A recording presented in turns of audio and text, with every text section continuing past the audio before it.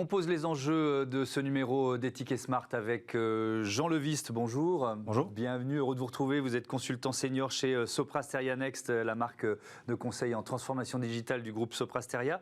Avant de définir le data altruisme, il faut peut-être faire le constat de cette croissance dingue, exponentielle des données. Comme vous dites, depuis de nombreuses années maintenant, il y a une augmentation du volume de données en circulation dans le monde et les projections montrent que cette croissance n'est pas près de s'arrêter. Oui. Au-delà du volume global, c'est aussi que ces données sont de plus en plus riches, au sens où on arrive à capter des sources de plus en plus diverses, avec des qualités en termes de données et d'hétérogénéité qui sont de plus en plus élevées. À côté de ça, il y a aussi les capacités de traitement et de partage de ces données qui sont de plus en plus performantes et qui permettent de traiter un stock de données de plus en plus volumineux.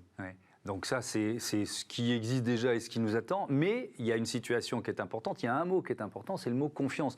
On est plutôt dans une phase aujourd'hui de manque de confiance vis-à-vis de la gestion de ces données.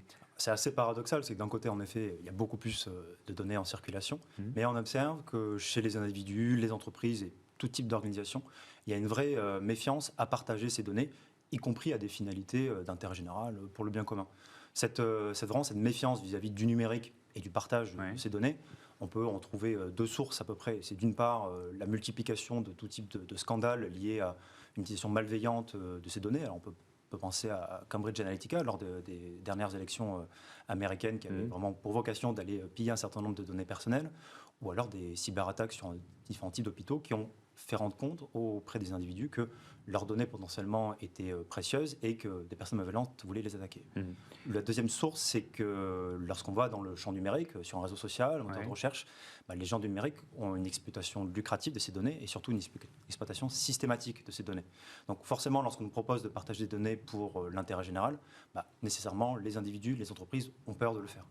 Et encore, on est en Europe, on est en France avec le RGPD, Règlement général de la protection des données, donc on est plutôt mieux loti que dans d'autres pays de la planète. Et c'est notamment pour sortir de cette défiance qu'il y a cette notion de data altruisme qui apparaît. C'est quoi ? De quoi s'agit-il ? Alors, le data altruisme, on peut appeler aussi l'altruisme en matière de données, en français. En bon français, On va utiliser le data altruisme, c'est plus court, qui est en fait une notion qui apparaît là dans la législation européenne, qui devrait être votée prochainement, et qui en fait est deux choses. C'est d'abord une ambition juridique, de dire que ces modes de partage pour l'intérêt général est basé sur l'altruisme, c'est-à-dire sans contrepartie financière, pour être développé. Donc c'est de créer cette notion-là pour faire en sorte de donner finalement un coup de boost à ces partages de données de manière totalement gratuite vers des finalités d'intérêt général. Donc c'est d'abord une nouvelle notion juridique. C'est d'abord une notion qui reste, comme vous l'entendez, relativement large. C'est l'intérêt basé sur le volontariat vers l'intérêt général. Donc, on reste, on va dire, vraiment sur une ambition un petit peu éthérée. En revanche, dans le texte apparaît aussi vraiment un organisme juridique, vraiment une création d'une institution qui serait l'organisation data altruiste. C'est-à-dire une organisation qui, justement, ferait office de tiers de confiance entre des individus, des entreprises prêts à partager leurs données, mais qui aujourd'hui ne souhaitent pas forcément le faire, et des utilisateurs, des laboratoires de recherche, des associations, des entreprises, qui sont prêts à utiliser ces données pour des finalités d'intérêt général. Et l'organisation data altruiste, qui a la particularité donc d'être indépendante, à but non lucratif et de poursuivre des finalités d'intérêt général, serait là pour faire cette interface entre aller capter des données d'un côté, s'assurer qu'elles soient protégées, qu'elles ne poursuivent véritablement la finalité qui a été définie à l'origine, et faire en sorte que ces données soient véritablement exploitées, utilisées pour venir nourrir des finalités d'intérêt général. Oui, et on peut imaginer des entreprises concurrentes sur un même secteur qui vont, grâce à ce tiers de confiance, partager des données dans un objectif d'intérêt général. Alors, ce n'est pas un concept lointain, vous l'avez évoqué rapidement, mais il y a ce Data Governance Act qui est prévu au niveau européen dans les mois qui viennent, c'est ça ? C'est ça, il faut s'attendre que le texte soit voté d'ici le milieu de l'année, et après avec une mise en application assez rapide par la suite. Alors, on retrouve cette notion d'intérêt général, vous l'avez employé ce mot, mais c'est hyper vaste l'intérêt général. C'est quoi, comment, qui va le définir, quoi ? Alors, techniquement, dans le droit est défini, alors que ce soit le droit français ou le droit européen, des pistes pour définir l'intérêt général. Alors, le droit reste lui aussi relativement large, où très souvent c'est une énumération de secteurs qui sont particulièrement concernés.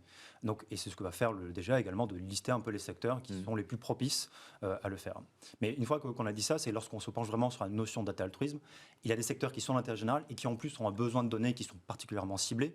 On peut penser à tout ce qui est de la question de la crise climatique que vous avez évoqué, tout ce qui est les questions de sanitaire, ou même de santé publique de manière générale, la question des mobilités, ou encore de l'éducation et de la transparence dans l'information sont des secteurs particulièrement ciblés, même si l'intérêt général reste une notion encore assez floue, mais ça laisse finalement un terrain de jeu assez important aussi pour les organisations de data altruistes. Ouais. On va évidemment parler financement dans un instant, mais je propose à nos deux experts de nous rejoindre sur cette question. Comment placer la donnée au service de l'intérêt général ?